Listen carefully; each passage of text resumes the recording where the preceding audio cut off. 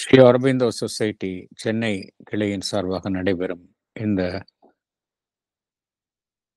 சத்சங் சொற்பொழிவு தொடருக்கு அனைவரையும் வரவேற்கின்றோம். இன்று நம்மிடையே உரையாற்ற வந்துள்ளவர் திருமதி ஹரிணி நடராஜன் அவர்கள். அவர்கள் எங்களது சொசைட்டியுடன் மிகவும் இணைந்து எங்களுடைய சொசைட்டியினுடைய செயல்பாடுகளில் செயல்படுபவர். எங்களுடைய சொசைட்டியினுடைய குழுவினிலும் அங்கத்தினராக இருக்கின்றார். பகவான் ஸ்ரீ அரவிந்தர் ஸ்ரீ அன்னையிடம் மிகுந்த ஈடுபாடும் அவர்களுடைய அந்த படைப்புகளில் மிகவும் ஆர்வமும் கொண்டவர்.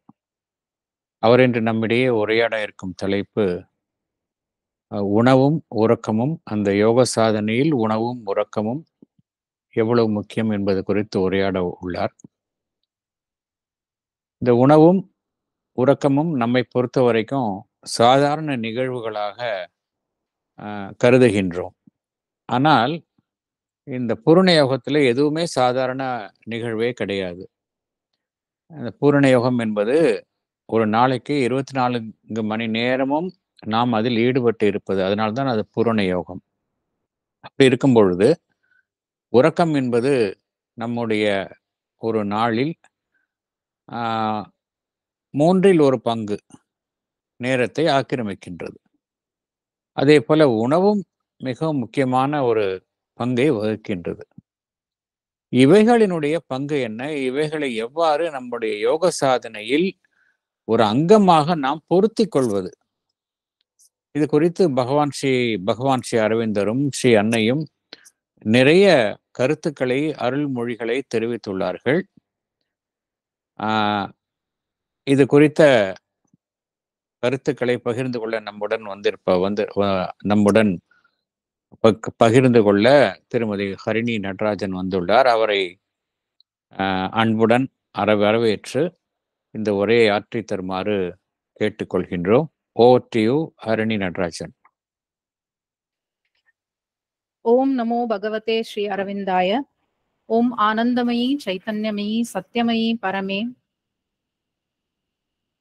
ஜகத் ஜனனியான ஸ்ரீ அன்னைக்கும் பரம கருணாமூர்த்தியான பகவான் ஸ்ரீ அரவிந்தரின் பாதாரவிந்தங்களுக்கு கோடானு கோடி நமஸ்காரங்கள். இந்த உரையை அவர்கள் இருவரின் பாதங்களில் சமர்ப்பித்து அவர்களே இதை நடத்தி தருமாறு பிரார்த்தித்து தொடர்கிறோம். அனைவருக்கும் மாலை வணக்கம்.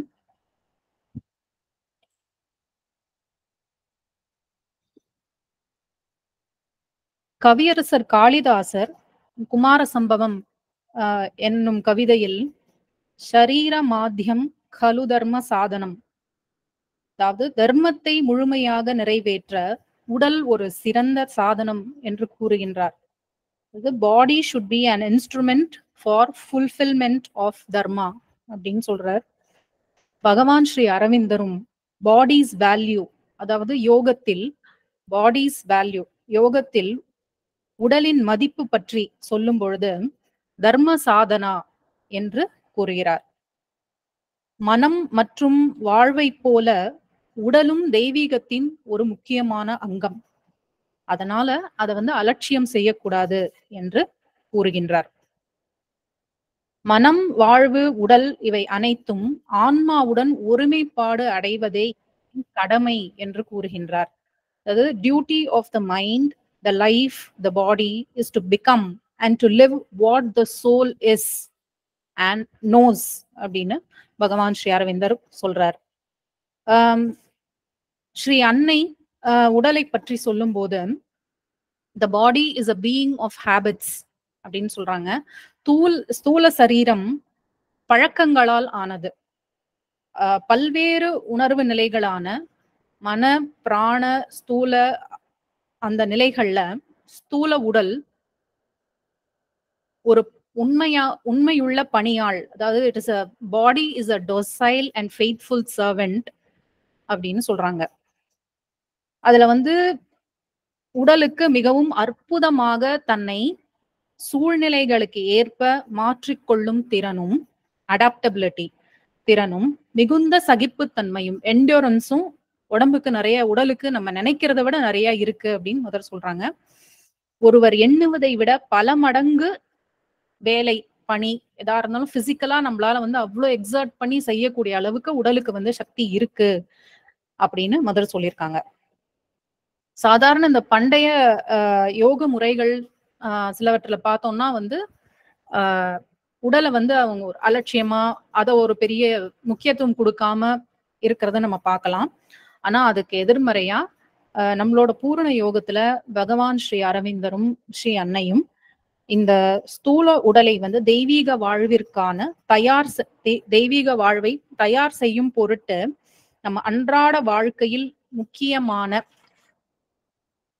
பிரதானம் என்று கூற முடியாவிட்டாலும் முக்கியமான பங்கு வகிக்கும் இந்த உணவு, உறக்கம் ஆகியவற்றிற்கு நிறைய வழிமுறைகள் சாதகர்கள் கேட்ட கேள்விகளுக்கு கடிதங்களின் மூலமாகவும் நிறைய கொஸ்டின் அண்ட் ஆன்சர்ஸ், மதரோட கொஸ்டின் அண்ட் ஆன்சர்ஸ் அந்த புக்ஸ்ல இருந்தும் நிறைய வந்து நமக்கு தகவல்கள் நிறைய இருக்கு. நம்ம எடுத்து அதை நம்மளோட யோக வாழ்க்கையில நம்ம அதை பயன்படுத்தும் பொழுது நம்மளோட யோகத்துல இன்னும் மேல மேல முன்னேறுவதற்காக மிகவும் ஏதுவாக இருக்கும். அது இதுல வந்து இன்னைக்கு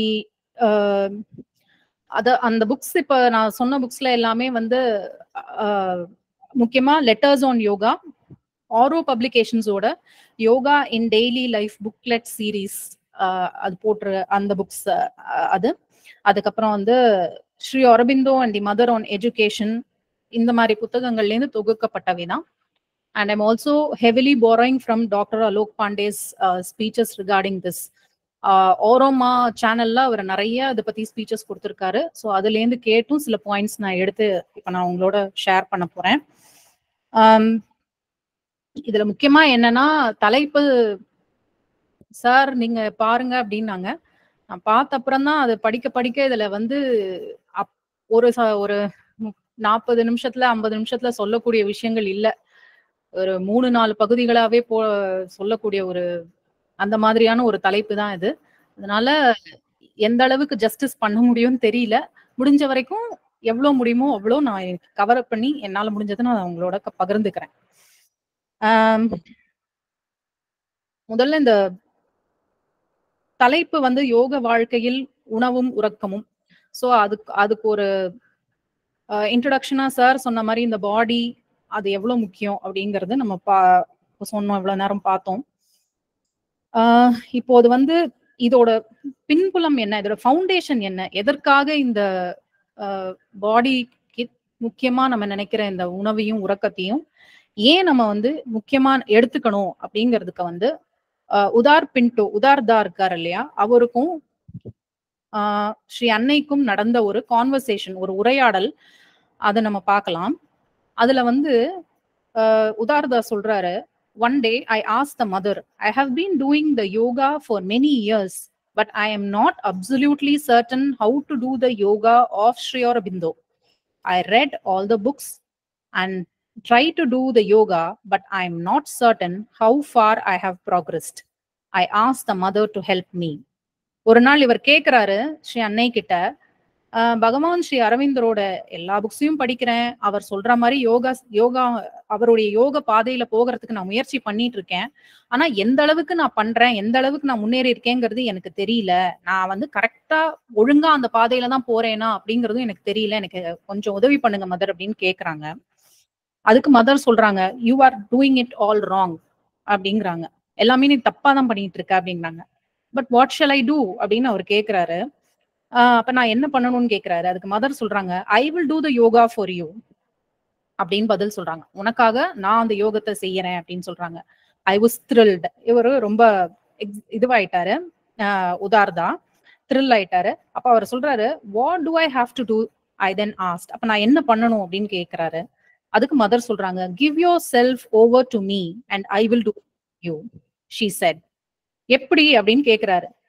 Do you sincerely want to, உனக்கு உண்மையாவே அந்த மாதிரி பண்ணணுங்கிற ஒரு நோக்கம் இருக்கா அப்படின்னு கேக்குறாங்க mother.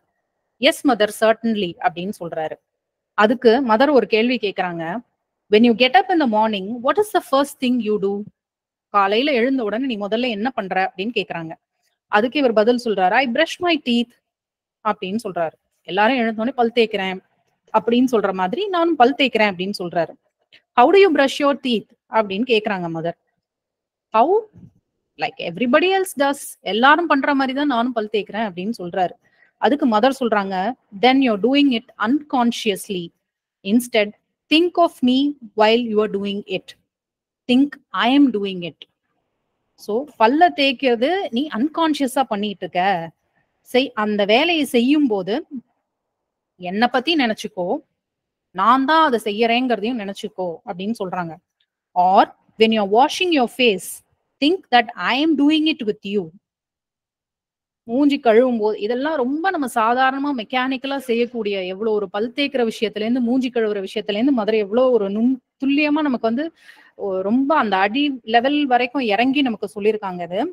R when you're eating, that I'm eating with you and I am enjoying your food with you. உன்னோட சேர்ந்து உன் உணவை நானும் அனுபவிச்சு சாப்பிடுறேன் அப்படின்னு நினைச்சுக்கோ அப்படின்னு சொல்றாங்க. இதையும் சொல்லி அடுத்ததும் சொல்றாங்க, when you go to sleep, that is the time when you should be very conscious of me. நீ தூங்க போகும்போது சமயம்தான் என்னை பத்தி இன்னும் நீ ரொம்ப கான்சியஸா என்னோட உணர்வு நிலையில இருக்கிறதுக்கு ட்ரை பண்ணணும். Let me put you to sleep and then the whole night you will have a conscious sleep. When you awake and begin your day, you will begin it in a more conscious way அப்படின்னு mother பதில் சொல்றாங்க. So இப்ப இது mother சொன்ன இந்த உரையாடல்ல இருந்தே இந்த உணவும் உறக்கமும் எவ்வளவு நம்மளோட யோக வாழ்க்கையில முக்கியமானது, அதுக்கு மதர் எவ்வளவு முக்கியத்துவம் கொடுத்திருக்காங்க, அதன் மூலமா எப்படி நம்ம இந்த யோகத்துல வந்து முன்னேறலாம் அப்படிங்கிறது இந்த உரையாடல்ல இருந்து நமக்கு புரியுறது. சோ இது ஏன் செய்யணும் அப்படிங்கும் போதே டு டூ எவ்ரிதிங் கான்சியஸ்லி அப்படிங்கிற பதில் நமக்கு கிடைச்சிடுறது. இப்ப ஜென்ரலா வந்து இந்த உணவு உறக்கம்லாம் வந்து இந்த காலத்துல ரொம்ப இந்த ஒரு ஹெல்த் கான்சியஸ் அப்படிங்கிற ஒரு சப்ஜெக்ட் குள்ள வந்துடுறது. யார் கேட்டாலும் நான் வந்து இப்படி இதை ஃபாலோ பண்றேன், இந்த ரெஜிம் ஃபாலோ பண்றேன், இவ்வளவு நேரம் எக்ஸசைஸ் பண்றேன், இந்த மாதிரி டயட் சாப்பிடுறேன், இவ்வளவு நேரம் தூங்குறேன் அப்படின்னு அது ஒரு ரொட்டீன் வச்சு டிசிப்ளின் வச்சுட்டு இருக்காங்க. அது தப்பு இல்லை, அது இருக்கலாம் கண்டிப்பா. ஆனா அதோட பின்னாடி அவங்களோட என்ன ஆப்ஜெக்டிவ், என்ன எதுக்காக அந்த மாதிரி ஃபாலோ பண்றாங்க அப்படின்னு கேட்டீங்கன்னா, முக்காவாசி பேர் என்ன பதில் சொல்லுவாங்கன்னா, எனக்கு வந்து சுகர் ஆர் டயபெட்டிஸ் வந்து கண்ட்ரோல்ல இருக்கணும், எனக்கு வந்து ப்ரெஷர் கண்ட்ரோல்ல இருக்கணும், இல்ல எனக்கு வந்து ஹார்ட் அட்டாக் வரக்கூடாது, இந்த மாதிரியான காரணங்கள் சொல்லுவாங்க. அதாவது டாக்டர் கிட்ட போக கூடாது, மருந்து சாப்பிடக்கூடாது, ஹெல்த்தியா இருக்கணும் அப்படின்னு சொல்லுவாங்க. இது தப்பு இல்லை. ஆனா அத வந்து நம்ம ஒரு ரீசனா வச்சு இதெல்லாம் செய்யும் போது அது எந்த அளவுக்கு பலன் கொடுக்கும் அப்படிங்கிறதுக்கு ஒரு சின்ன ஒரு இன்சிடென்ட் சொல்றேன். Again this is from doctor Alok Pandey speech. அவர்கிட்ட ஒரு பேஷண்ட் வந்தாங்க. அப்ப அந்த பேஷண்ட்க்கு heart attack. So doctor Alok Pandey அவர் செக் பண்ணிட்டு எல்லாம் பண்ணிட்டு இருக்காரு. அப்ப அவர் சொல்றாரு பேஷண்ட், டாக்டர் நான் இவ்வளவு நேரம் டெய்லி ஜாகிங் பண்றேன், இந்த மாதிரி தான் ஃபுட்டு சாப்பிட்றேன், இவ்வளவு நான் டிசிப்ளினா இருக்கேன், கடந்த 10 வருஷங்களா நான் இவ்வளவு கடுமையான டிசிப்ளின் தான் ஃபாலோ பண்ணிட்டு இருக்கேன், இந்த மாதிரி ஹார்ட் அட்டாக்லாம் வரக்கூடாதுன்னு தான் நான் இவ்வளவு ட்ரை பண்ணி நான் வந்து அதை வந்து இவ்வளோ ஸ்ட்ரிக்டா ஃபாலோ பண்ணிட்டு இருக்கேன், ஆனாலும் எனக்கு ஹார்ட் அட்டாக் வந்துருது டாக்டர் அப்படின்னு சொல்லி அவர் ஃபீல் பண்றாரு. அப்போ டாக்டர் அலோக் பாண்டே சொல்றாரு, ஸ்பீச்ல சொன்னாரு, எது வேணாம் அப்படின்னு நம்ம நினைக்கிறோமோ அதுக்காகவே கடைசியில வரா மாதிரியாது. இது எப்படின்னா, இந்த புராணத்துல வந்து இருக்கிற ஹிரண்யகசிபு அப்புறம் அவனுடைய புள்ள பிரகலாதன் எடுத்துட்டோம்னா, ஹிரண்யகசிபு வந்து ஒரு செக்லிஸ்ட் மாதிரி வச்சிருந்தான். இந்த மாதிரியான ஒரு டெத் எனக்கு வரக்கூடாது, தேவர்களால வரக்கூடாது, நரர்களால வரக்கூடாது, இப்படி வரக்கூடாது, அப்படி ஒரு 10 லிஸ்ட் வச்சிருந்து எல்லா பாக்ஸ்லயும் டிக் போட்டுட்டா நம்ம இனிமே சேஃப், இனிமே நமக்கு எந்த விதத்திலயும் ஒரு அழிவு வராது அப்படின்னு அவன் வந்து அதுல ஒரு இருமாப்போட இருந்தான். ஆனா பிரகலாதன் வந்து ஒண்ணுதான் அவனுக்கு தெரியும், ஹரி அப்படிங்கிற ஒரே ஒண்ணுதான் அவனுக்கு தெரியும், அதை மட்டும் புடிச்சுட்டான். சோ கடைசியில யாரு அதுல உயிர் வாழ்ந்தாங்க, மேற்கொண்டு வாழ்ந்தாங்கிறது நமக்கு கதை தெரியும் இல்லையா? அதனால எல்லாமே பண்ணிட்டேன், நான் கரெக்டா எல்லாமே கரெக்டா ஃபுட் எடுத்துக்கிறேன், கரெக்டா மாத்திரை எடுத்துக்கிறேன், கரெக்டா ஸ்லீப் பேட்டர்ன் ஃபாலோ பண்றேன் அப்படின்னு அந்த ஒரு டிசிப்ளின் ஃபாலோ பண்ணும்போது அதுக்கு பின்னாடி என்ன இருக்கு அப்படின்னா, to make this life divine, அவ்வளவுதான். அந்த டிவைனுக்காக நம்ம வாழணும். இந்த யோகத்துல ஈடுபடும் பொழுது அது அதை வந்து இறைவனோட எப்படி நம்ம சேர்க்க முடியும், பொருத்தி பார்க்கணும் அப்படிங்கிறது தான் முக்கியமே தவிர, ஹெல்த்ங்கிறது இட் இஸ் அது செகண்டரியா அது ஆட்டோமேட்டிக்கா வரும். சோ இதை எவ்வாறு செய்யணும் அதையும் வந்து மதர் சொல்லிட்டாங்க. அதுலயே அந்த உரையாடலையே சொல்லிட்டாங்க. அத வந்து மதர், அதாவது ஸ்ரீ அன்னையை நினைத்து கொண்டே செய்ய வேண்டும். அவர்களை அழைக்க வேண்டும். அழைத்தல், calling her, offering to her true aspiration, இந்த உண்மையான ஆர்வமுறுதலோட அவங்கள கூப்பிடும் பொழுது இந்த மாதிரி நம்மளால இந்த யோகத்துல இதை வந்து நம்மளால எவ்வாறு பொருத்தி பார்க்க முடிகிறது அப்படிங்கறது நம்ம புரிஞ்சுக்க முடியுது. நெக்ஸ்ட் எங்கெல்லாம் நம்ம பண்ணணும்னா எல்லாவற்றிற்கும், அதுக்கும் அதுலயே பதில் நமக்கு அந்த உரையாடல்லையே கிடைச்சிருது. மூஞ்சி கழுவுறதுல இருந்து ஒரு பல் தேய்க்கிறதுல இருந்தே ஆரம்பிச்சாங்க மதர் அப்படின்னா, அப்ப எதெல்லாம் அதுல இன்க்ளூட் பண்ணணுங்கிறது நம்மளே பாத்துக்கலாம். எதையுமே மதர் வந்து எக்ஸ்க்ளூடே பண்ணல அதுல. அதனால இப்படி இந்த மாதிரி எல்லா ஒரு உணவோ உறக்கமோ மட்டும் இல்லாமல் ஒரு வாழ்க்கையில நம்ம அன்றாடம் செய்யக்கூடிய வேலைகளோ, அலுவலக பணியோ, வீட்டை சுத்தம் செய்வது, அல்லது நம்ம பேசும் விதம் எல்லாமே வந்து ஒரு அன்றாட வாழ்க்கையில ஒரு கான்சியஸ்னஸோட, ஒரு உயர் உணர்வு நிலையோட நாம் அதை கையாள பழகிக்கணும், கத்துக்கொள்ளணும்.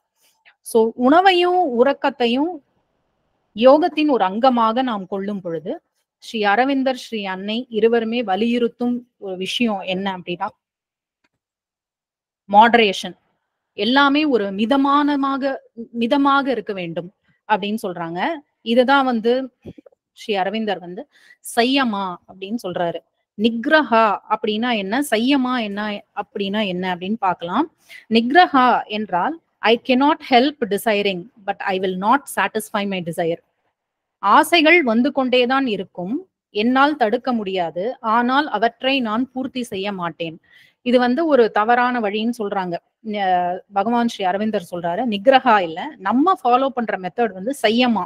சையமா என்றால் I refuse the desire as well as the satisfaction of the desire. ஆசைகளையும் மறுத்து நிராகரித்து அவற்றை பூர்த்தி செய்யாமலும் இருப்பேன் அப்படிங்கிறது தான் இந்த சையமா. சோ அது மாடரேஷன். இந்த மாடரேஷன்ங்கிறதுல அது வருது. அதுக்கப்புறம் வந்து ஈக்குவலிபிரியம், சமநிலை, எல்லாவற்றிலுமே ஒரு சமநிலையோட இருப்பது. அப்புறம் இதுல வந்து கட்டுப்பாடான விதிகள் எதுவும் கிடையாது. No rigid rules. Each man must find his own rules. ஒருத்தருக்கு சாப்பிடும் அளவு வந்து ஒருத்தரோட ஒருத்தர் மாறுது இல்லையா? அதனால அதை வந்து ஒரு ஸ்டாண்டர்டைஸ் பண்ணி எல்லாரும் இவ்வளவுதான் சாப்பிடணும்னு சொல்லவும் முடியாது, இவ்வளவுதான் தூங்கணும்னு சொல்ல முடியாது. அதனால each man should find his own rule. அத வந்து இதையும் மதர் என்ன சொல்றாங்கன்னா one must begin from inside அப்படின்னு சொல்றாங்க. அதாவது ஒருவர் தன் மனத்தையும் பிராண சக்தியையும் தூய்மைப்படுத்திய பின்னரே உடலின் தூய்மையை பற்றி எண்ணம் கொடுக்க வேண்டும் அப்படின்னு சொல்றாங்க. அதாவது முதல்ல நம்மளோட purify your mind, your vital before purifying your body அப்படின்னு சொல்றாங்க. அப்படின்னா அதனால பாடி எதுக்கு வேணா நம்ம வந்து சப்ஜெக்ட் பண்ணலாமா அப்படின்னா அது அர்த்தம் இல்லை. சைமல்டேனியஸா ரெண்டுமே எல்லா பார்ட்ஸ் ஆஃப் த பீயிங்கையும் நம்ம வந்து பியூரிஃபை பண்ண ட்ரை பண்ணும்போது it starts from the mind and the vital. ஏன்னா அது ரெண்டும் பியூரிஃபை ஆகும்போது தான் நம்மளால வந்து பாடியில அதை கொண்டு வர முடியும். அதனால எல்லாமே வந்து ஒரு ஈக்குவலிபிரியமா இந்த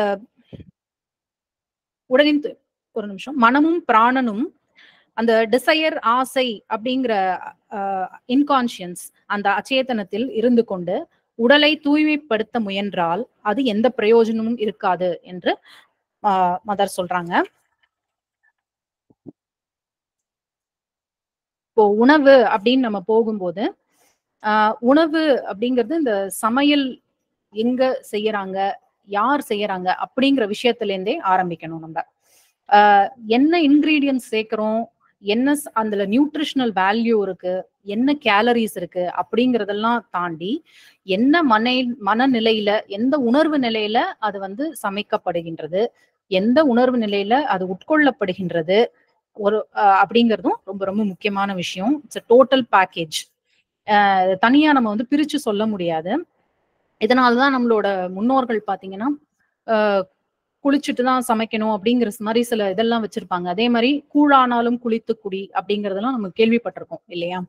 சோ சமையல் செய்யப்படும் இடம் சுத்தமாக இருக்க வேண்டும் என்பது சொல்ல தேவையில்லை. ஸ்ரீ அன்னையும் அதை பத்தி சொல்லியிருக்காங்க. இது நம்ம ரொம்ப ஃபாலோ பண்ற ஒரு விஷயம். இதுல வந்து சுவாரஸ்யமா ஒரு விஷயம் டாக்டர் அலோக் பாண்டேயோட ஸ்பீச்ல அகைன் கேட்டது. அவர் சொன்னாரு, ஸ்ரீ அன்னை வந்து டைனிங் ஹால்ல பாத்திரம் கழுவும் பொழுது எப்படி கழுவணும் அப்படின்னு சொல்லி கொடுத்தாங்களாம். எப்படி அப்படின்னா, பாத்திரத்தை உள்ள இருந்து வெளிப்புறமாக கழுவ வேண்டும். முதல்ல உள்ள கிளீன் பண்ணிட்டு அப்புறமா வெளியில கிளீன் பண்ணணும் அப்படின்னு சொல்லி கொடுத்துருக்காங்க. அவரை டாக்டர் அலோக்ஜி சொன்னாரு ஸ்பீச்ல. இது ரொம்ப சுவாரஸ்யமா இருந்தது. ஏன்னா நாங்க டாக்டர்ஸ் ட்ரைனிங் அது நடக்கும் பொழுது ஒரு காயம், ஒரு தீ புண்ணோ, ஏதோ ஒரு புண்ணு இருக்கு, ஒரு பேஷண்ட் அட்டென்ட் பண்றோம் அப்படின்னா அவங்களை கிளீன் பண்ணும் பொழுது உள்ள இருந்து தான் வெளியில வரைக்கும் அப்படி சுத்தம் செஞ்சுதான் நாங்க வந்து அதுக்கு மருந்து போட்டு கட்டணும் அப்படின்னு சொல்லி எங்களுக்கு சொல்லி கொடுத்துருக்காங்க. எனக்கு அது அப்ப புரிஞ்சுது அப்படின்னு சொல்லி அவர் ரொம்ப சுவாரஸ்யமான விஷயமாக சொன்னார் அவர். அதுக்கப்புறம் சமையல் செய்யும் இடத்தில் வந்து எந்த விதமான ஒரு சண்டையோ சச்சரவோ இல்லாம அது ஒரு சுமூகமான ஒரு அமைதியான இடமாக இருந்தால் நன்றாக இருக்கும் அப்படின்னு சொல்றாங்க Mother. All quarrels in the place where food is prepared makes food indigestible. Cooking must be done in silence and harmony அப்படின்னு மதர் சொல்றாங்க. ஒரு ஒத்திசைவுடனும் ஒரு அமைதியோடும் நம்ம வந்து இந்த சமையல் பண்ணணும் அப்படின்னு சொல்றாங்க.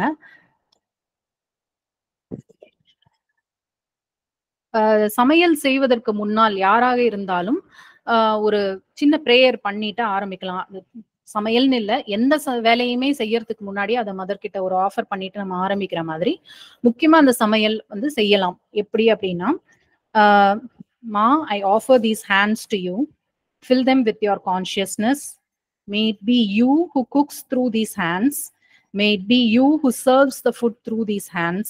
அப்படின்னு சொல்லி, அதாவது அன்னையிடம் நம்மளோட கைகளை ஒப்படைத்து இந்த கைகளின் மூலமாக நீங்களே சமையல் செய்வதாக இருக்கட்டும், நீங்களே வந்து பரிமாறுவதாக இருக்கட்டும். இப்போ யாரோ வெளியில ஃபுட் எடுத்துட்டு போறாங்க, வீட்டுல இருந்து பேக் பண்ணி, குழந்தைங்களுக்கு ஸ்கூலுக்கு அனுப்புறோம், காலேஜ் போறோம், ஹஸ்பண்ட் வீட்டுக்கு ஆஃபீஸ் போறாங்கன்னா, maybe you who packs the food for them. எல்லாமே மதரே செய்யற மாதிரி நம்ம ஒரு ப்ரேயர் மாதிரி பண்ணிட்டு அதுக்கப்புறமா நம்ம சமையல ஆரம்பிக்கலாம். அதே மாதிரி இது மாதிரி செய்யும் போது என்ன ஆகும் அப்படின்னா, நம்மளோட கைகள்ல வந்து கான்சியஸ்னஸ், அந்த மதரோட கான்சியஸ்னஸ் கொஞ்சம் வரும். அப்படி வரும்போது நம்மளோட நாளடைவில் நம்ம பார்க்கும்போது செய்யற வேலையில ஒரு நேர்த்தி ஒரு இருக்கும். அது நம்மளால அது பார்க்க முடியும். அதே மாதிரி சமையல் செய்யும் போது கையில சம்டைம்ஸ் சூடு படும், இல்லைன்னா வெட்டுக்காயம் படும். நல்லா கவனிச்சு பார்த்தோம்னா அது வந்து சாதாரணமா எல்லாருக்கும் எடுக்கிற டைமை விட அவங்களுக்கு சீக்கிரமா சரியாயிடும் அப்படிங்கிறது அனுபவத்துல நான் பார்த்தது. ஸோ இது மாதிரி நம்ம வந்து ஒரு ப்ரேயர் பண்ணிட்டு மதர் கிட்ட அதுக்கப்புறமா நம்ம மேற்கொண்டு சமையல் செய்யும் பொழுதும் பேசாமல் கூடிய மட்டும் ரொம்ப ஒரு அமைதியோடவும் நம்ம இந்த சமையல் செய்யறது நல்லது. இது வந்து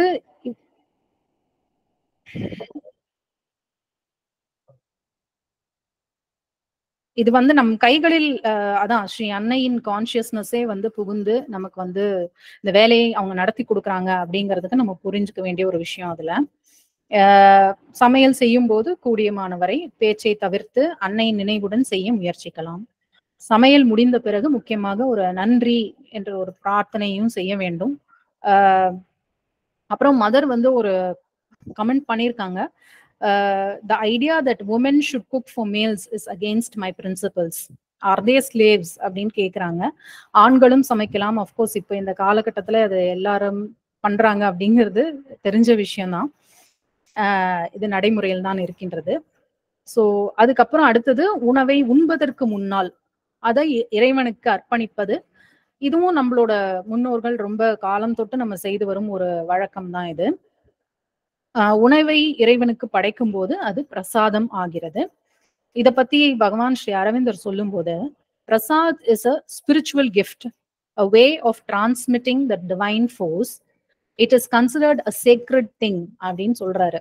பிரசாதம் ஆன்மீக அன்பளிப்பு, தெய்வீக சக்தியை நம்முள் செலுத்தும் வழி, இது மிகவும் புனிதமானது அப்படின்னு சொல்றாரு. இறைவனுக்கு அளிக்கப்பட்ட உணவு, அதாவது பிரசாதம் அப்படிங்கிறது புனிதமானது அப்படிங்கும்போது அதை வேஸ்ட் பண்ணக்கூடாது, வீண் பண்ணக்கூடாது அப்படிங்கிறது இது சொல்லணுங்கிற அவசியம் இல்லை, இது நம்ம எல்லாருக்குமே தெரிஞ்ச விஷயம்தான். அடுத்தது வந்து உணவை உண்பதற்கு முன்னால், நம்ம சாப்பிடுறதுக்கு முன்னாடி மதர்ஸ் அஜெண்டால இருந்து ஒரு small prayer. Oh my sweet Lord, supreme truth, I aspire that this food I take may infuse into all the cells of my body your all knowledge, your all power, your all kindness. அப்படின்னு ஒரு mother வந்து ஒரு prayer சொல்லியிருக்காங்க. So இதை சொல்லலாம்.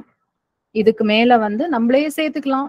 மே this food take us more and more towards the truth consciousness, may we eat without greed, இந்த பேராசை இல்லாம சாப்பிடுறது அப்படிங்கறத வந்து may we eat with the right attitude, சரியான உணர்வு நிலையோட சாப்பிடணும் அப்படிங்கறதையும் நம்மளே பார்த்துக்கலாம். So may it be you who eats through us அப்படிங்கிறதையும் சேர்த்துக்கலாம்.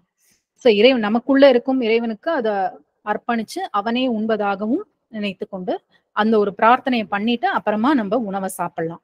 ஸோ உணவை சாப்பிடும் பொழுது எப்படி சாப்பிடணும்னா, அதுல அங்க ரொம்ப சத்தம் இல்லாம பேச்சு, ரொம்ப ஒரு ஹீட்டட் ஆர்கியூமெண்ட்ஸோ விவாதம் அந்த மாதிரிலாம் இல்லாம அமைதியாக சாப்பிடுவது ரொம்ப ரொம்ப நல்லது.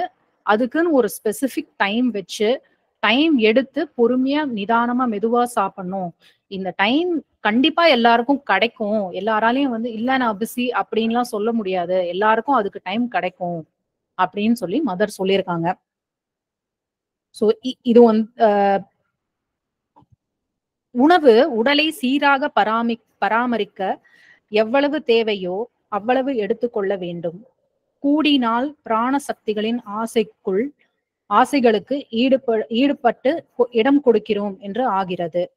குறைந்தால் உடல் பலவீனமாக உணர நேரிடும், உணவுக்காக ஏங்க நேரிடும் அப்படின்னு சொல்றாரு பகவான் ஸ்ரீ அரவிந்தர். இஃப் ஒன் கிவ்ஸ் மோர், அதாவது ஃபுட் நிறைய எடுக்கும் போது, then that is indulging the vital, பிராண சக்திகளுக்கு நம்ம இடம் கொடுக்கிறோம்னு அர்த்தம். If one gives less, then the body feels the need and hankers. உடலின் தேவையையும் உணவின் அளவையும் ஒவ்வொருவரும் ஒரு உண்மையான ஒத்திசைவுடன் கூடிய சமநிலை, அதாவது ஒரு ட்ரூ ஹார்மனி அண்ட் பேலன்ஸ், அது என்னங்கிறத அவங்கவுங்க கண்டுபிடிச்சுக்கணும் அப்படின்னு சொல்லி பகவான் ஸ்ரீ அரவிந்தர் கூறுகின்றார். உணவை பற்றி எண்ணி மனதை கவலையுற செய்யாதே, do not trouble your mind about food அப்படின்னு சொல்றாரு பகவான். ஸ்ரீ அன்னை இத பத்தி சொல்லும் போது, உடலில் உயிர் வாழ நாம் உணவை நம்பி இருக்க வேண்டிய கட்டாயத்தில் உள்ளோம். அவ்வாறு நாம் அன்றாடம் எடுத்துக்கொள்ளக்கூடிய உணவோடு குறிப்பிடக்கூடிய அளவுக்கு அச்சேதனத்தை, அதாவது ஒரு இன்கான்சியன்ஸை உட்கொள்கிறோம். We daily take in a formidable amount of inconscience, tamas, heaviness and stupidity அப்படின்னு மதர் சொல்றாங்க.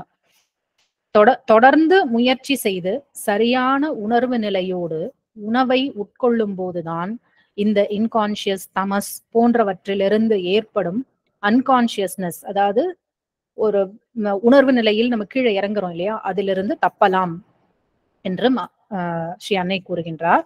இதனாலேயே உலகில் உள்ள எல்லா யோக பாதைகளிலும் எல்லா மதங்களிலும் உணவை இறைவனுக்கு படைத்து விட்டு உட்கொள்ளும் பழக்கம் உள்ளது என்கிறார் ஸ்ரீ அன்னை. உணவு இறைவனுக்கு படைக்கப்படும் போது அது இறைத்தன்மை அடைகிறது. அதை உட்கொள்ளும் போது உள்ளே செய்ய வேண்டிய திருவுருமாற்றத்திற்கு மிகவும் ஏதுவாக இருக்கிறது. When one offers the food before eating to the divine and then one eats it, it is very useful. It considerably reduces the work of inner transformation which has to be done அப்படின்னு mother சொல்லியிருக்காங்க. உடல் தன்னுடைய இயற்கையான நிலையில் பிராணனின் தலையீடோ மனத்தின் தலையீடோ இல்லாத போது தனக்கு எவ்வளவு உணவு வேண்டும் என்பதை துல்லியமாக நிர்ணயிக்கக்கூடிய சக்தியை உடையது.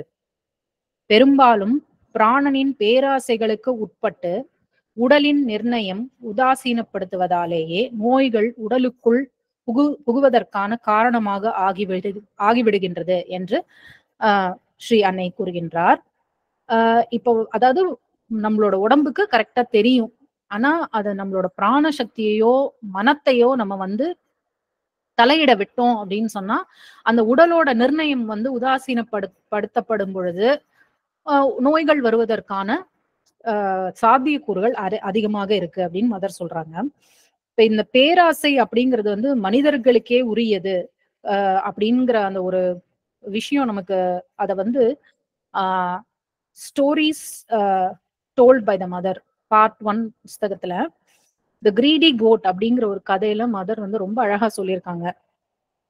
இது வந்து பொதுவாக விலங்குகள் வந்து பசிக்கு ஏற்பதான் எவ்வளவு வேணுமோ அவ்வளவு தேவையோ அவ்வளவுதான் சாப்பிடும், அதுக்கு மேல சாப்பிடாது. ஒருவேளை அது சாப்பிடுற உணவு மீந்து போச்சு அப்படின்னா என்ன பண்ணும்னா அதை போய் எங்கேயாவது மறைச்சு வச்சிடும், பத்திரமா ஒரு இடத்துல மறைச்சு வச்சிடும். அப்புறமா எப்ப திரும்ப பசிக்குதோ அப்ப போய் எடுத்து சாப்பிடும். இந்த மாதிரி ஒரு ஒரு அந்த ஒரு உள்ளுணர்வோட தான் எவ்வளவு வேணுமோ அவ்வளவு சாப்பிடணும் அப்படிங்கிற எண்ணத்தோட தான் அந்த உள்ளுணர்வோட தான் எல்லா விலங்குகளுமே முக்காவாசி இருக்கும். ஆனா மனிதர்களோட பழகக்கூடிய விலங்குகளுக்கு அந்த உள்ளுணர்வும் போயிட்டு மனிதர்களுக்கே உரிய அந்த ஒரு பேராசைங்கிறது எப்படி அவங்கள போய் கவ்விக்குது அப்படிங்கறத வந்து ஒரு ஸ்டோரி மூலமா அழகா மதர் சொல்றாங்க. இதுல என்னன்னா அந்த கிரீடி கோட் அப்படிங்கிற ஸ்டோரி அது. அதுல என்னன்னா ஒரு மளிகை கடைக்காரர் இருக்காரு, அவர் வந்து ஒரு ஆடு வளர்க்குறாரு. அப்போ அவருக்கு பொருட்கள்லாம் சரக்கெல்லாம் வருது, அதை வந்து இறக்கி வச்சிருக்காரு. அப்போ வெல்லம் வந்த மூட்டைய பிரிக்கிறாரு, பிரிச்சு ஏதோ கொஞ்சம் எடுத்துட்டு போறாரு. போகும்போது அந்த வெள்ள மூட்டைய மூட மறந்து போய் அப்படியே திறந்து வச்சுட்டு போயிருக்காரு. அங்க அந்த அவர் வளர்க்குற அந்த ஆடு அந்த இடத்துல சுத்தி சுத்தி வந்துட்டு இருக்கு. அது வந்து பாக்குது, இது என்னமோ திறந்திருக்கே அப்படின்னு சொல்லி அந்த மூட்டையில இருந்து கொஞ்சம் முதல்ல எடுத்து சாப்பிட்டு பாக்குது. ரொம்ப பிரமாதமா இருக்கே, நல்லா இருக்கே இந்த டேஸ்ட் அப்படின்னு சொல்லிட்டு அதை வந்து அதால அந்த உள்ளுணர்வு, அந்த விலங்கோடைய உள்ளுணர்வு கூட அது இழந்து அதனால இனிமேல் சாப்பிடவே முடியாதுங்கிற அளவுக்கு நிறைய அந்த மூட்டை ஃபுல்லா சாப்பிட்டு கடைசியில் அது இறந்து விழுந்துருது கீழே. அதனால இந்த மாதிரி உள்ளுணர்வை இழந்ததால் அதற்கு இந்த நிலை ஏற்பட்டது அப்படிங்கறது கூறுகின்றார். அதாவது இந்த கிரீடினஸ், பேராசைங்கிறது எந்த அளவுக்கு ஒரு மோசமான விஷயம், நம்ம எவ்வளவு அதை வந்து விளக்க வேண்டிய விஷயம் அப்படிங்கிறது நமக்கு இதுல இருந்து புரியுது. இதே மாதிரி ஆசிரமத்தில் இருந்த ஒரு சாதகி, நம்ம எல்லாருக்குமே தெரியும், சஹானாதி. அவங்களோட book at the feet of the mother and Sri Aurobindo, அந்த புக்ல வந்து அவங்க சொல்றாங்க, ஒரு முறை மீன் உண்ண வேண்டும் என்ற பேராசை, அடக்க முடியாத பேராசை மூண்டது. ஸ்ரீ அன்னைக்கு இதை ஒரு கடிதத்தில் எழுதி அனுப்பினேன். பகவான் பதில் தந்தார், பேராசையை உண்டுவிடு அப்படின்னு. You can eat up your desire. அடி உணர்வு தளங்களிலிருந்து எழும் இது போன்றவற்றை விலக்க வேண்டும்.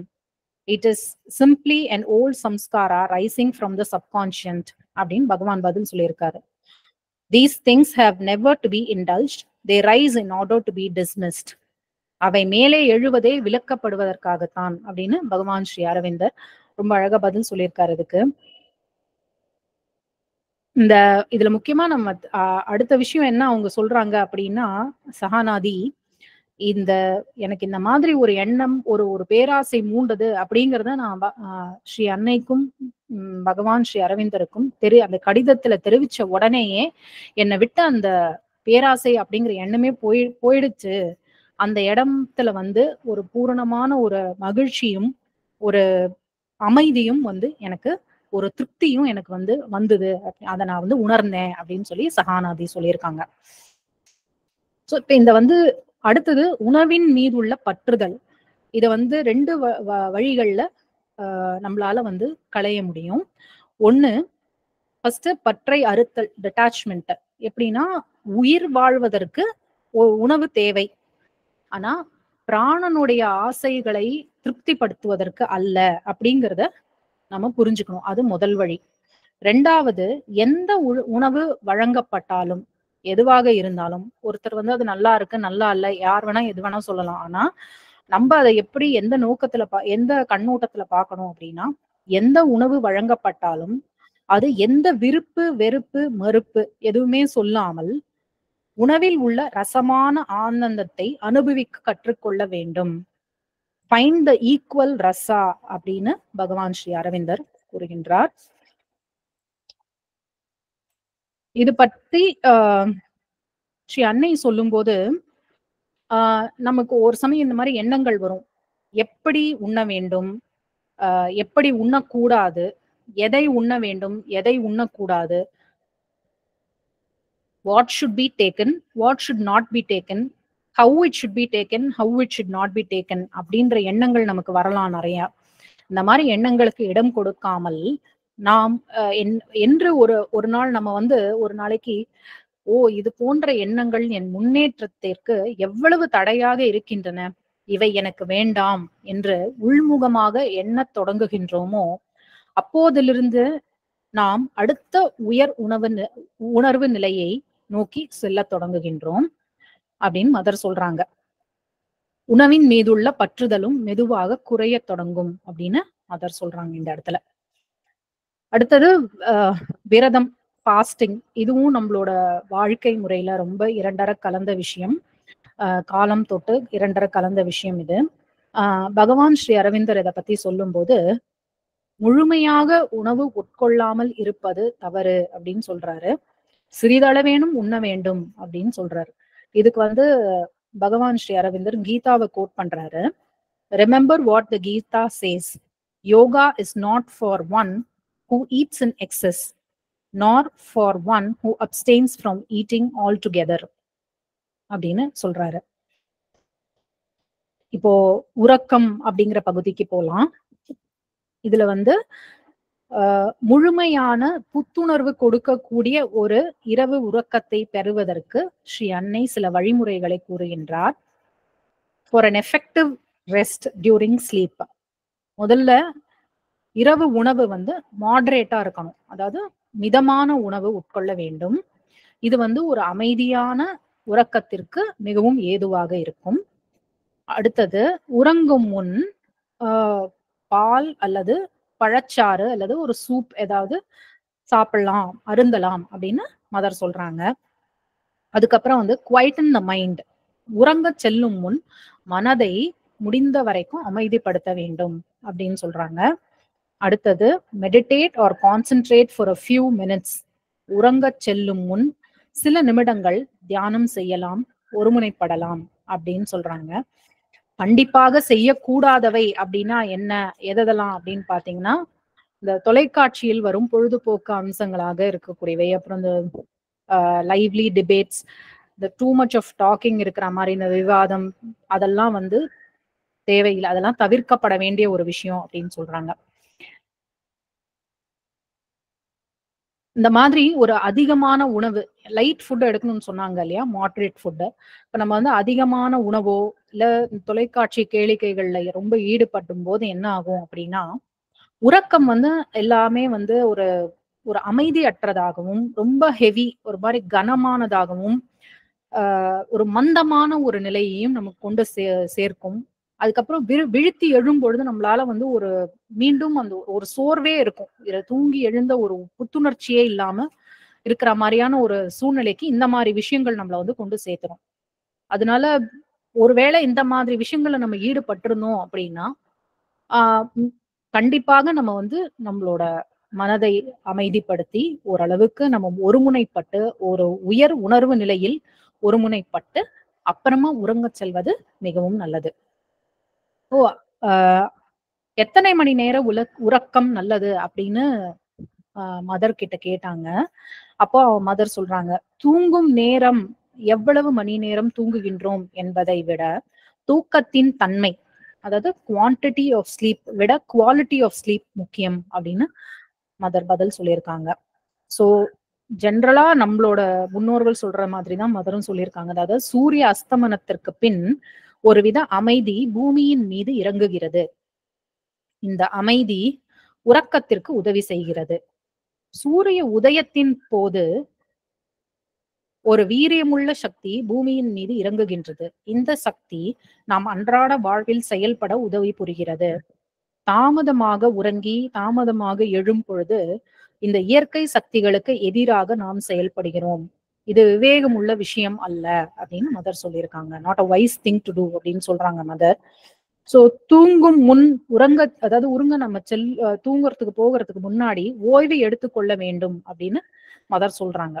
நமக்கு தோணலாம், என்ன தூக்கமே ஓய்வு தானே, மதர் என்ன புதுசா தூங்குறதுக்கு முன்னாடி ஓய்வு அப்படின்னு சொல்றாங்க அப்படின்னா, மதர் அதுக்கு ஒரு வழி சொல்லி கொடுக்குறாங்க. உடலுக்கு ஓய்வு கொடுத்து அமைதிப்படுத்தி பிறகு வரும் உறக்கம் முழுமையான ஓய்வையும் புத்துணர்ச்சியையும் கொடுக்கும் அப்படின்னு மதர் சொல்லியிருக்காங்க. அவங்க என்ன வழிமுறை சொல்லியிருக்காங்க அப்படிங்கிறத பார்க்கலாம். உடலை உறங்கும் முன் ஓய்வு கொடுக்க பல வழிமுறைகள் உள்ளன. அவற்றில் ஒன்றை கூறுகிறேன். முதலில் பெட் ஆர் ஈஸி சேர், ஏதோ ஒண்ணு நம்ம எதுல படுத்துப்போமோ அதுல வசதியாக அதில் படுத்துக் கொள்ள வேண்டும். உடல் வசதியாக இருக்க வேண்டும், கம்ஃபர்டபுளா இருக்கணும். அடுத்தது, உடலில் உள்ள நரம்புகளை ஒன்றன் பின் ஒன்றாக தளர்த்த வேண்டும், ரிலாக்ஸ் பண்ணணும் அப்படின்னு சொல்றாங்க. எல்லா நரம்புகளையும் முழுமையாக தளர்த்த வேண்டும். ஒவ்வொரு பகுதியாகவும் இதை செய்யலாம் அல்லது மொத்தமாகவும் இதை செய்யலாம் என்கிறார் ஸ்ரீ அன்னை. இது மிகவும் சுவாரஸ்யமாக இருக்கும் அப்படின்னு சொல்றாங்க. இதன் பிறகு உன் மூளையை அமைதியாக்க வேண்டும். அதோடு உன் உடலை மிகவும் லேசான ஒரு துணியை போல கடத்த வேண்டும் அப்படின்னு சொல்றாங்க. லைக் அ ராக் என்கிறார் ஸ்ரீ அன்னை. இந்த நிலையிலிருந்து மிகவும் மெதுவாக உறங்க வேண்டும். Pass very gently from this state to sleep என்கிறார் ஸ்ரீ அன்னை. இவ்வாறு நரம்புகளை தளர்த்தி உடலை அமைதிப்படுத்திவிட்டு உறங்கும் போது மறுநாள் விழிக்கும் போது மிகுந்த புத்துணர்ச்சியை உணர்வாய். எல்லா நரம்புகளையும் தளர்த்த செய்ய முடியாவிட்டாலும் கை கால்களில் உள்ள நரம்புகளை ரிலாக்ஸ் செய்வதன் மூலம் ஆரம்பிக்கலாம் அப்படின்னு மதர் சொல்றாங்க. இது இந்த நரம்புகளை ரிலாக்ஸ் செய்யறது அப்படிங்கிறது கொஞ்சம் நம்ம பிராக்டிஸ் பண்ணணும். நம்ம நிறைய அதை ஒரு ஒரு ஆஸ்பிரேஷனா எடுத்து மதரோட கைடன்ஸாக ப்ரே பண்ணி அதை நம்ம பிராக்டிஸ்ல கொண்டு வரணும்னு நம்ம அது ஒரு பிரயத்தனப்பட்டோம் அப்படின்னா கண்டிப்பா இது முடியக்கூடிய விஷயம்தான், அது செய்யக்கூடிய விஷயம்தான் இது. இது ஒரு தூங்குறது அப்படிங்கிறதே ஒரு சுகமான அனுபவமாக உனக்கு மாறிடும். இந்த மாதிரி உன்னோட நரம்புகளை ரிலாக்ஸ் பண்ணி மைண்ட அமைதிப்படுத்திட்டு நீ தூங்கும் போது நல்ல உனக்கு ஒரு தூக்கம், உடம்புல ஒரு நல்ல ஒரு புத்துணர்ச்சியும் வரும் அப்படின்னு மதர் சொல்றாங்க. தமஸ் ஒரு ஓய்வில்லாத உறக்கத்திற்கு காரணம். தமஸ் காசஸ் பேட் ஸ்லீப் அப்படின்னு சொல்றாங்க. காலையில் விழிக்கும் பொழுது சோர்வாக உணர்ந்தால் தமஸ் தான் அதற்கு காரணம் அப்படின்னு சொல்றாங்க மதர். இந்த ஓய்வில்லாத உறக்கம், இந்த பேட் ஸ்லீப்புக்கு 2 காரணங்கள் இருக்கு அப்படின்னு சொன்னாங்க. 2 வகை சொல்றாங்க, சாரி. அதுல ஒண்ணு உன்னை மந்தமாகவும் கனமாகவும் உணர வைக்கும், heavy as opposed to light feeling. இப்போ எழுந்துக்கும் போது நல்ல புத்துணர்ச்சியா இருக்கும்னா நம்மளே லைட்டா ஃபீல் பண்ணுவோம். அப்படி இல்லாம ஒரு மாதிரி கனமாகவும் மந்தமாகவும் ஃபீல் பண்ணக்கூடிய வகை ஒண்ணு. 2வது, உறங்கிய நேரம் அனைத்தும் சண்டையிட்டதை போல முற்றிலுமான சோர்வான உணர்வு, அப்படியே எக்ஸாஸ்டட், அப்பவும் ஃபுல்லா அந்த டயர்ட்னஸோடயே நம்ம எழுந்துக்கிறோம் அப்படிங்கிற மாதிரி ஒரு 2 ஃபீலிங் சொல்லியிருக்காங்க மதர். இந்த மாதிரி நம்ம இந்த நரம்புகளை தளர்த்தி மனதை உடலையும் அமைதிப்படுத்திய பின் உறங்கும் போது இந்த மாதிரி தாமச உறக்கத்தை தவிர்த்து நல்ல ஓய்வை கொடுக்கக்கூடிய ஒரு உறக்கத்தை பெறலாம் என்று ஸ்ரீ அன்னை கூறுகின்றார். இந்த தூக்கம் அப்படிங்கும் போது அது உள்முகப்படுத்துவதற்கான ஒரு சாதனம் அப்படின்னு சொல்றாங்க. இந்த உள் ஞானம், கான்சென்ட்ரேஷன், இன்னர் நாலேஜ், இதெல்லாம் நம்ம அடைவதற்கான ஒரு சாதனமாக நம்ம தூக்கத்தை பயன்படுத்தி கொள்ளலாம் அப்படின்னு மதர் சொல்றாங்க. சரியாக உறங்க கற்றுக்கொண்டால் sleep is an excellent school, ஒரு அற்புதமான பள்ளி அப்படின்னு சொல்றாங்க. அங்கேயும் பாடங்களை கற்கலாம், யோகத்தில் அதிகபட்ச முன்னேற்றத்தை அடையலாம் அப்படின்னு சொல்றாங்க மதர். அப்புறம் ஸ்லீப் ஸ்லைசிங் அப்படின்றத பத்தி ஒண்ணு சொல்லியிருக்காங்க mother. You must come back to your normal consciousness and normal aspiration at fixed intervals. அதாவது இப்போ ராத்திரி ஒருவர் தூங்கும் பொழுது 2-3 முறை முழிச்சுக்கிறாங்க அப்படின்னா அதை பத்தி கவலைப்பட வேண்டிய ஒரு இது இல்லை அப்படிங்கிறாங்க மதர்.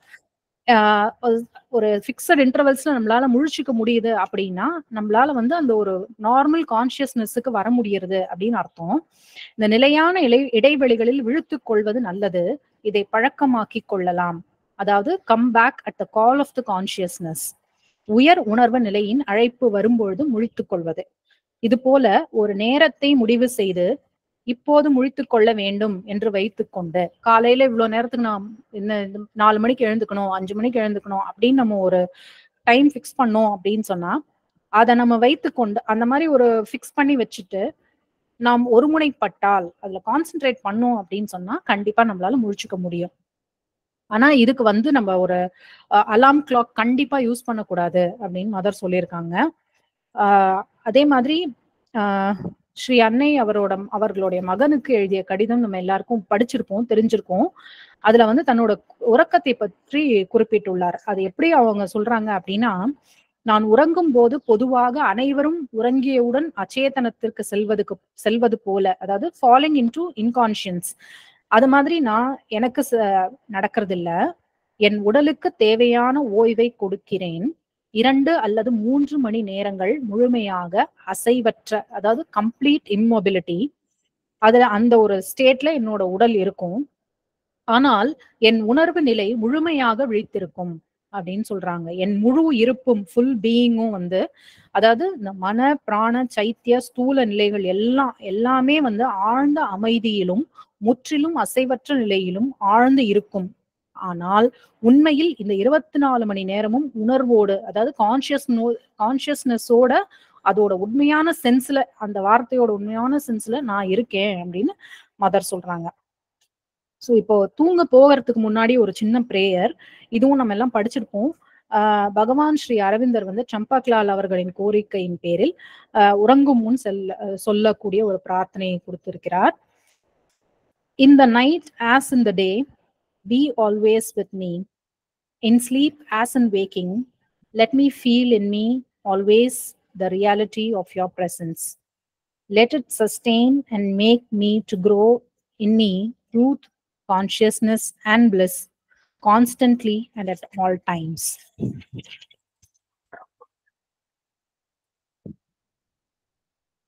உறங்கும் முன் ஒருவர் தன்னை ஒரு ஆழ்ந்த ஓய்வு நிலையில் இருத்தினால், அதாவது தூல மன பிராண நிலைகளை ஆழ்ந்த ஓய்வு நிலையில் நிலை பெறச் செய்தால், உள்ஜீவன் விழித்து கொண்டு, அது சாதாரணமாக அந்த உள்ஜீவன் பாத்தீங்கன்னா வந்து வெளிப்புற வாழ்வின் சத்தத்திலும் உணர்வற்ற தன்மையிலும் வந்து அதுக்கு வந்து அதோட ஆளுமையை செலுத்த முடியாது. அதனால இந்த தூங்குற சமயத்துல இந்த மாதிரி ஒரு ஆழ்ந்த ஓய்வு நிலையில் நம்மளோட மன, ஸ்தூல, பிராண நிலைகளை ஆழ்த்திய பிறகு நாம் தூங்கும் அந்த உறக்கத்தில் இந்த உள்ஜீவன் வந்து விழித்து கொண்டு கீழ்த்தளங்களின் மீது தன் ஆளுமையை செலுத்த தொடங்குகிறது. அங்கே வெளிப்புற வாழ்வின் சத்தத்தினாலும் உணர்வற்ற தன்மையினாலும் அது சாதாரணமாக இந்த உள்ஜீவனுக்கு வெளிப்புற வாழ்வின் மீது தன்னுடைய ஆளுமையை செலுத்த முடியாமல் போகின்றது. இதுவே தூக்கத்தின் உண்மையான காரணம் என்று ஸ்ரீ அன்னை கூறுகின்றார்.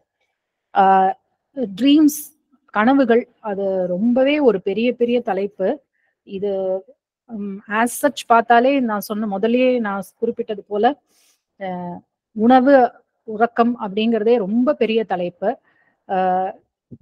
அதனால அந்த ட்ரீம்ஸ் அப்படிங்கிற அந்த டாபிக் நம்ம தனியா தான் ஒரு நாள் பார்க்கணும்னு தோன்றது. இப்ப இந்த ஒரு டைம் டிசிப்ளின் அப்படிங்கிறது ரொம்ப ரொம்ப முக்கியம் இந்த உணவும் உறக்கமும் பொறுத்த வரைக்கும். ஏன்னா அந்த physical body is made of habits அப்படின்னு மதர் சொன்னாங்க இல்லையா. ஸோ அந்த ஒரு ஹேபிட்டை கொண்டு வந்து நம்ம இந்த உணவையும் உறக்கத்தையும் இந்த யோகத்துல நம்ம எப்படி மதரும் ஸ்ரீ பகவானும் வழிகாட்டின முறையில நம்ம வந்து கொண்டு போனோம் அப்படின்னு சொன்னா கண்டிப்பா நம்ம மேல மேல இந்த யோக பாதையில முன்னேறுவோம் அப்படின்றதுல எந்த ஒரு ஐயமும் இல்லை. ஆனா அதை வந்து அதுக்காக ஒரு ரிஜிடாவும் வச்சுக்க கூடாது. இப்ப நான் 12 மணிக்கு சாப்பிடுவேன்னா 12க்கு தான் சாப்பிடுவேன், அதுக்கு முன்னாடி சாப்பிட மாட்டேன், அப்புறம் சாப்பிட மாட்டேன் அப்படிங்கிறதையும் அந்த மாதிரியும் வச்சுக்காம அதுல ஒரு ஃபிளெக்சிபிலிட்டியும் இருக்கணும், பிளாஸ்டிசிட்டியும் இருக்கணும், அட் த சேம் டைம் ஒரு ரொட்டீனும் இருக்கணும். இந்த மாதிரி நம்ம ஒரு ரொட்டீன், ஒரு சில விஷயங்களை நம்ம ஃபாலோ பண்ணும்போது நம்மளோட யோக வாழ்க்கைக்கு அது ரொம்ப முன்னேற்றத்தை கொண்டு வருவதற்காக நிறைய நமக்கு ஏதுவா இருக்கும் அப்படின்னு நினைக்கிறேன். இது என்னோட 2வது ஸ்பீச். எவ்வளோ நான் ஜஸ்டிஸ் பண்ணேன்னு எனக்கு தெரியல. பட் இதுல ஏதாவது பிழை இருந்தால் தயவுசெய்து மன்னிக்கவும். சுட்டி காட்டினால் திருத்திக் கொள்வதற்கு சித்தமாக இருக்கிறேன். உரையை நடத்தி கொடுத்த ஸ்ரீ அன்னைக்கும் ஸ்ரீ அரவிந்தருக்கும் கோடானு கோடி நன்றிகள். ஊக்குவித்து வாய்ப்பளித்த சிவகுமார் சார் அவர்களுக்கும் மிக்க நன்றி. அனைவருக்கும் நன்றி.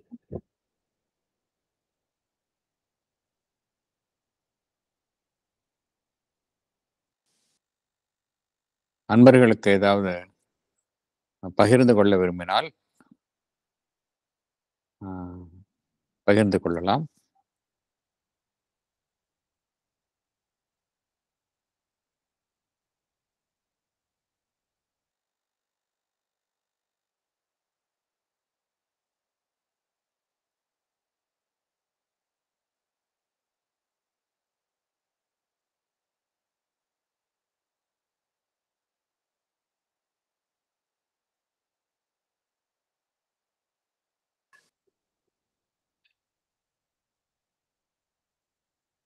பகிர்ந்து கொள்வதற்கோ அல்லது விளக்கங்கள் எதுவுமே தேவையில்லை என்றால் நாம்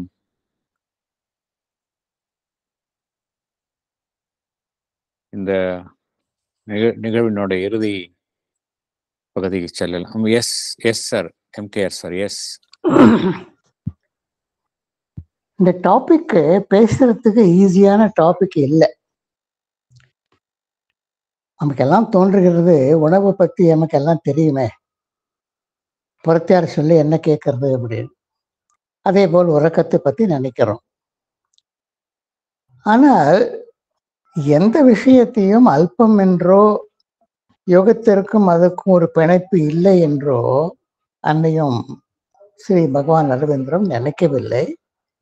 அதை பற்றி ஏராளமான விஷயங்கள் பல இடங்களில் பல சந்தர்ப்பங்களில் கூறியுள்ளார்கள்.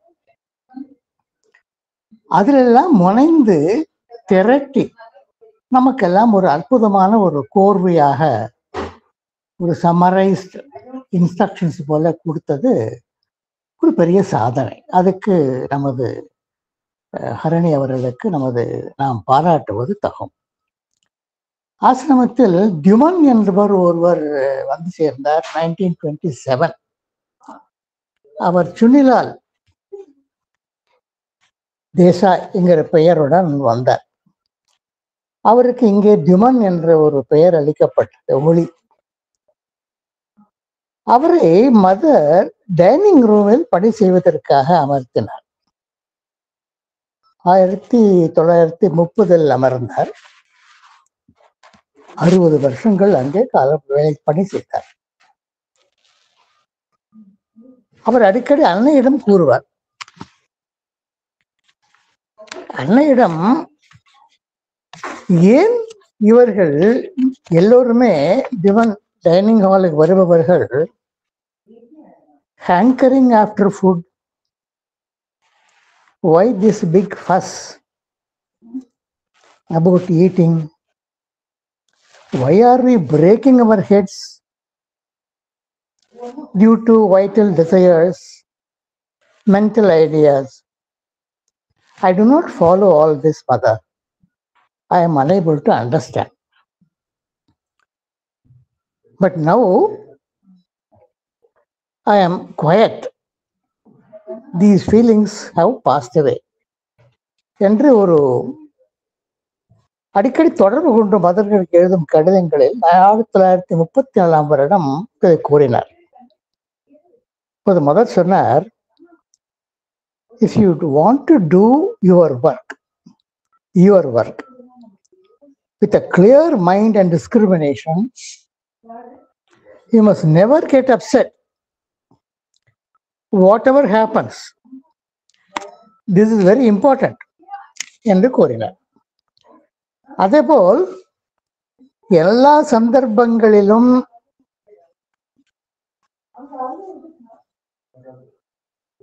அமைதியாயிரு, மனத்தில் தெளிவுடன் இரு, it is all that is required, blessings என்று கூறினார். அந்த திவன் அன்னையுடன் எழுதிய சிறு குறிப்புகள், அன்னை எழுதிய விளக்கங்கள், எந்த சிறு குறிப்பானாலும் பகவானும் அன்னையும் அதற்கு பதில் அளிப்பார்கள். பார்த்தோமானால் அது new correspondence of the mother CWM தொடர்ச்சியில் 18வதாக வெளிவந்த பகுதியில் கிட்டத்தட்ட ஒரு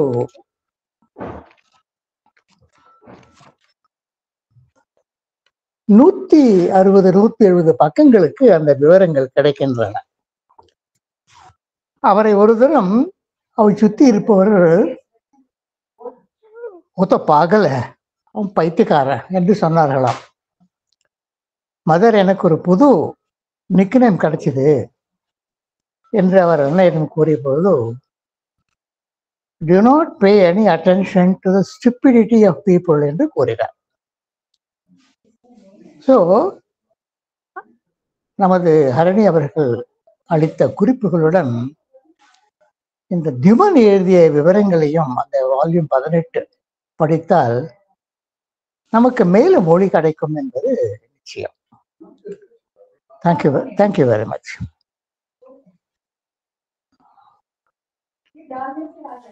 எஸ் மேடம்.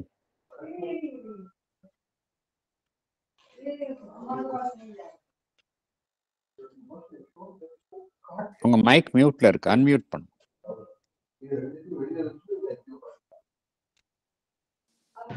ஹலோ, எஸ் கேக்குதா? இல்ல, அவர் டியூமன் பத்தி சொல்லும்போது I remembered, just want to share it. நான் வந்து என்னோட பிஹெச்டி தீசிஸ் எழுதிட்டு இருக்கிறச்ச 1987ல ஒரு evening, afternoon to evening, I was fully sitting only at the samadhi. அப்போ வந்து ஒருத்தர் வந்து என்ன பண்ணிட்டு இருக்கேன்னு கேட்டாரு. அப்புறம் அவரோட ரூமுக்கு கூட்டிட்டு போனாரு. அப்புறம் சொன்னாரு என்னோட பேரு தியூமன் சொன்னாரு. அப்பதான் I understood that he was staying there and he was a very early disciple of Sri Aurobindo. I just wanted to share it. அவர் வந்து அண்ணன் யூஸ் பண்ணின சாரிலேருந்து ஒரு பீஸும் அரவிந்தருடைய தோத்தியோட ஒரு பீஸும் எனக்கு கொடுத்தார். He blessed me, and when I asked him about Sri Aurobindo, he closed his eyes and said, "My Lord." That is all I can say அப்படின்னு சொன்னார். It was a very very moving few minutes I spent with Dyuman, so I just wanted to share it. Thank you. Thank you.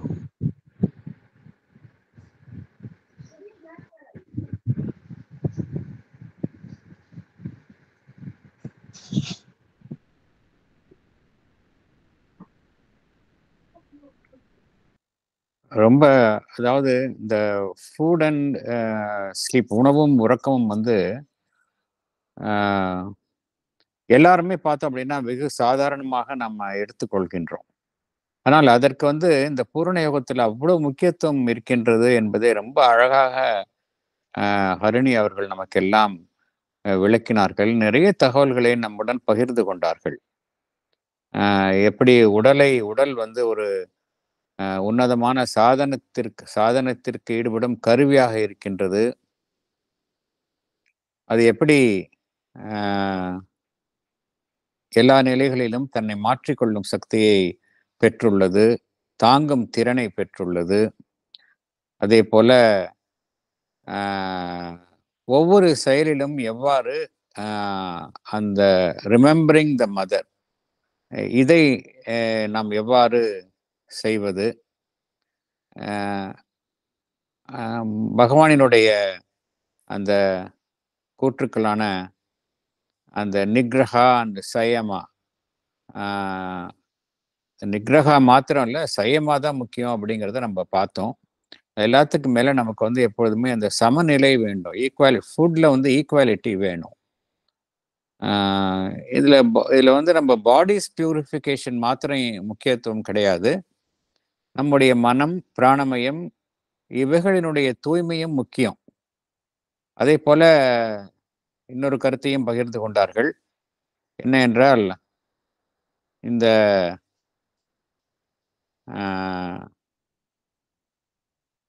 எப்படி இந்த எந்த உணர்வு நிலையுடன் the consciousness with which the food is prepared, இது ரொம்ப முக்கியம்.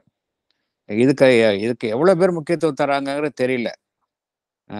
the consciousness with which food is prepared ரொம்ப ரொம்ப முக்கியம். அன்னை மீண்டும் மீண்டும் கூறும் கருத்து பகிர்ந்து கொண்டார்கள். உணவை தயாரிக்கும் பொழுது அமைதியுடனும் ஒரு சுமூகமான ஒரு சூழ்நிலையிலையும் தயாரிக்க வேண்டும். அதே போல அதை அந்த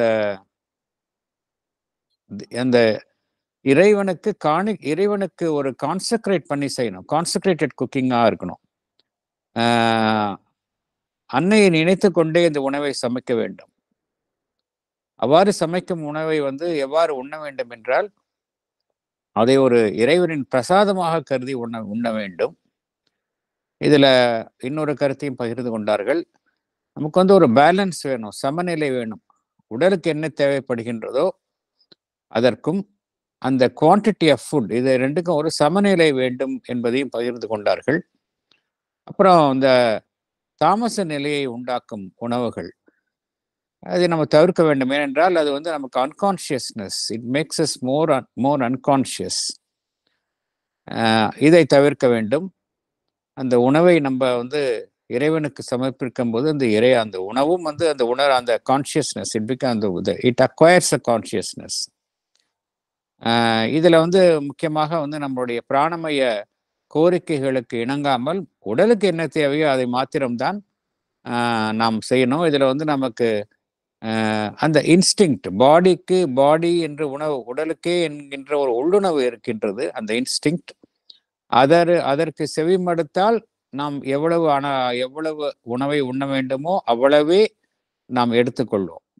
அதர்வைஸ் நம்மளுடைய பிராணமய இந்த கோரிக்கைகளுக்கு செவி சாய்த்தால் நாம் அதன்படிதான் உணவை உண்ணுவோம். அது நமக்கு அந்த பேலன்ஸ், சமநிலை கிட்டாது, உடலுக்கு கேடு விளைவிக்கும் என்கின்ற கருத்தையும் பகிர்ந்து கொண்டார்கள். உணர்வை வந்து சம ரசனையுடன், ஈக்குவல் ரசா, எந்த உணவாக இருந்தாலும் சரி அதை சம ரசனையுடன் உண்ண வேண்டுமே தவிர விருப்பு வெறுப்புகளுடன் நாம் உணவை உண்ணக்கூடாது. மேலும் இந்த ஃபாஸ்டிங் முற்றிலுமாக உணர்வை தவிர்ப்பதை தவிர இந்த ஒரு மத்திய போக்கு, மாடரேஷன், அதுதான் வந்து கீதையில் அறிவுறுத்தப்பட்டுள்ளது என்கின்ற பகவானினுடைய கருத்தையும் பகிர்ந்து கொண்டார்கள். உறக்கத்தை எடுத்துக்கொண்டால் அமைதியான ஓய்வை வழங்கும் உறக்கமாக இருக்க வேண்டும். உறக்கத்திற்கு முன்னால் ஒரு அளவு மிதமான உணவை உட்கொள்ள வேண்டும். மனதை வந்து அமைதிப்படுத்த வேண்டும். உறக்கத்திற்கு முன் சிறிது நேரம் தியானம் செய்யலாம். உறங்குவதற்கு முன் ஒரு அஜிடேட்டட் டிஸ்கஷன்ஸ், என்டர்டைன்மெண்ட் இதெல்லாம் கூடாது. ஆகையினால இதெல்லாம் பண்ணும்பொழுது அந்த குவாலிட்டி ஆஃப் த ஸ்லீப் அதுதான் முக்கியம். எவ்வளவு நேரம் உறங்குகின்றோம் என்பதை விட நம்மளுடைய குவாலிட்டி ஆஃப் ஸ்லீப் எப்படி இருக்கின்றது, முழுவதும் உணர்வு நிலையில் இருக்கின்றதா, உறங்குவதற்கு முன் நம் உடலை வந்து முற்றிலுமாக நாம் ஒரு தளர்வடைய செய்து ரிலாக்ஸ் செய்து கொண்டு, நரம்புகளை ரிலாக்ஸ் செய்து கொண்டு உறங்க செல்ல வேண்டும். அந்த உறங்கும் பொழுதும் சரி அந்த தாமச நிலைக்கு சென்று விடக்கூடாது என்கின்ற முக்கியமான கருத்தை, அன்னையினுடைய கருத்தை பகிர்ந்து கொண்டார்கள். ஏனென்றால் உறங்கும் பொழுதும் அவ்வப்பொழுது நாம் விழித்தெழுந்து நம்முடைய வழக்கமான உணர்வு நிலைக்கு திரும்ப வேண்டுமே தவிர முற்றிலும் ஒரு தாமச நிலையில், உணர்வு நிலையில் இருங்கும் உறக்கமாக இருக்கக்கூடாது என்று கூறினார்கள். முக்கியமாக உறங்குவதற்கு முன் அந்த ஒரு பிரார்த்தனை, பகவான் சம்பக்லாலுக்கு வழங்கிய அந்த பிரார்த்தனை, அதை எல்லோருமே அந்த பிரார்த்தனையை செய்துவிட்டு உறங்கச் செல்லுதல் என்பது மிகவும் பொருத்தமாக இருக்கும், மிகவும் நன்மை பயக்கும் என்பதை அறிகின்றோம்.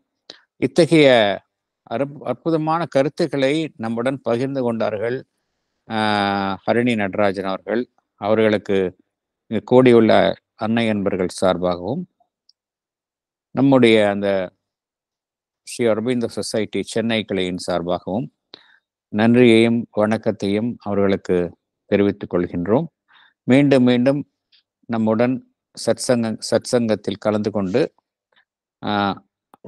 இத்தகைய அரும்பெரும் விஷயங்களை நம்முடன் பகிர்ந்து கொள்ளுமாறு அன்புடன் கேட்டுக்கொள்கின்றோம். கூடியுள்ள அனைவருக்கும் எங்களுடைய வணக்கத்தையும் நன்றியையும் தெரிவித்துக் கொள்கின்றோம். இப்பொழுது பிரார்த்தனை இசையுடன் இந்த நிகழ்ச்சி முடிவுக்கு வரும். ஸ்ரீனிவாசன் ஏதோ பேசி விரும்புகிறார்.